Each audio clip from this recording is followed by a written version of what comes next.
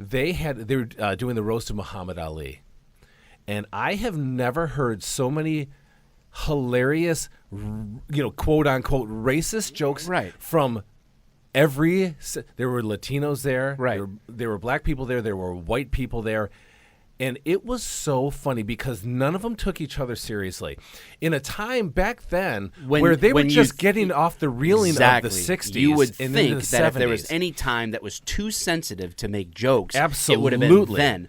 But now, somehow, in this generation of being offended on behalf of other people, yes, then now it's a bad time. But it's not even usually the people who are quote unquote should be offended. It's people being offended on their behalf. So yes. I would hazard to guess that the person that reported my joke has never been beaten by a man. Right. But they are convinced that they're supposed to be offended. That's supposed to be offensive. That they need to stand up for the people that just can't do it themselves. They did their part. Well, let me tell you this. I will tell you one joke that was in that. I didn't make this up. This was told by, oh my gosh, I don't remember who told the joke. I don't remember if it was one of the white comedians or actually back then they weren't even really. There were some comedians, but there were some other just kind of famous people, right? Or a Latino.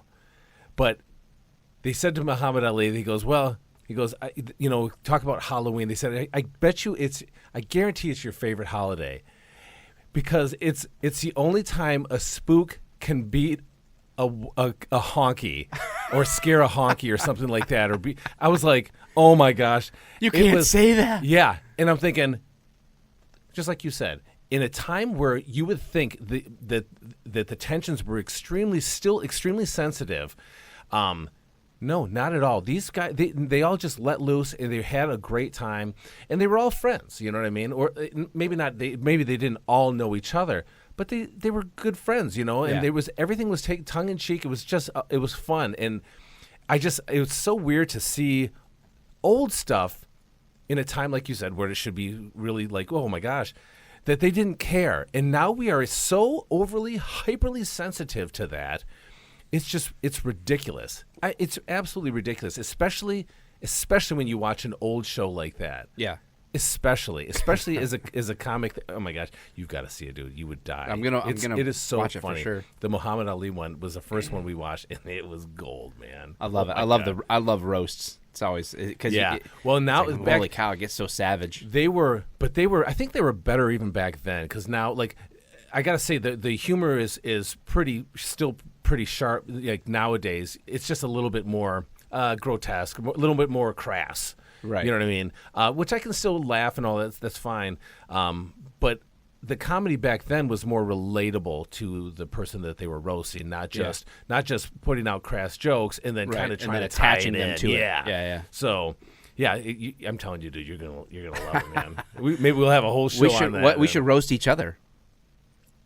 I am not that sharp. I swear. And I'm going to have to start watching the old. And Dean Martin's trying to talk, and he is freaking hammered. And his speech is going down, down. Not kidding.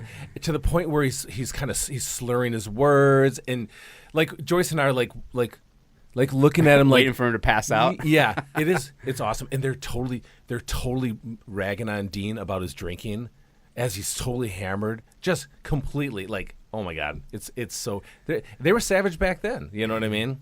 So well worth it. Not much changes, except I don't know. We are certainly an overly sensitive population. We're a divided population, and we're overly sensitive. Yeah. Do you think that's do you think it's the majority that the media portrays it as, or do you think it's really a small portion? I don't know. I could see it being among us. No. Oh, you're talking about like older. I think adults. I think you take someone sort of like early to mid 30s and above. Yeah. And I think the overly sensitive people are in the majority, even if they. You think over 30 or under 30? I think under 30. No, I would say if you're over 30, we're not as sensitive. Okay, yes. That's what I'm saying is like even if you take probably like a gay dude that's 45.